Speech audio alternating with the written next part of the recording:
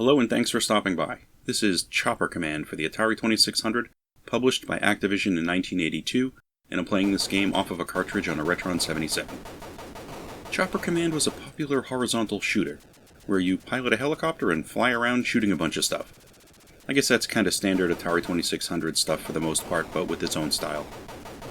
This was a fairly common game when I was a kid, and the basic hook was that you got to pilot a helicopter. There are plenty of games that operate in a similar style to this game, but this one has you in a copter, so that's fine. For an Atari 2600 game, I don't expect too much more than what we have here. I know the system had its capabilities, and a handful of basic game types that tended to get recycled, and that's okay. Here, we're basically looking at a clone of the game Defender, with a different setting and color palette.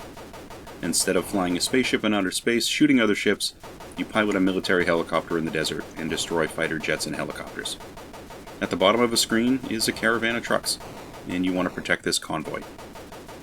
One of the nice aspects of this game is that you have a decent-sized playfield. You aren't just scrolling to the right or the left. Instead, you can go back and forth between them as needed and track down enemies. The level that you have is a continuous level, so if you fly far enough to the left or right, it will wrap around back to the other side. It just makes it a little easier to clear levels.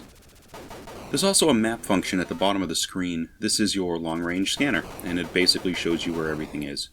It's not color-coded or anything, and everything in the radar is just yellow. But with everything being the same color, even that, you know what you're looking at.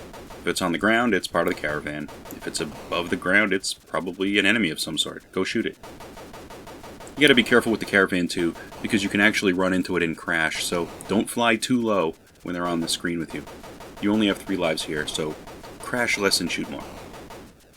When you shoot all the enemies on the screen, the level will end and the game will count up all the trucks that survived in the caravan. You get bonus points this way. The enemy mostly crashes into you to destroy one of your helicopters. They do shoot, but those shots only go for a short distance and then they split in 2. One goes up, one goes down. So don't be above or below these shots. This is actually how they manage to hit and destroy the convoy trucks below. The game ascends in difficulty at a pretty decent pace, so by level 3, you're going to notice the speed of the jets and helicopters attacking you. They've increased. Along with this, thankfully, the caravan also seems to pick up some speed, so that's nice. This is a plug-in and shoot stuff for a few minutes type of game. It's something you kind of put in a rotation. Maybe I'll play for 5 or 10 minutes before wanting to move on to something else.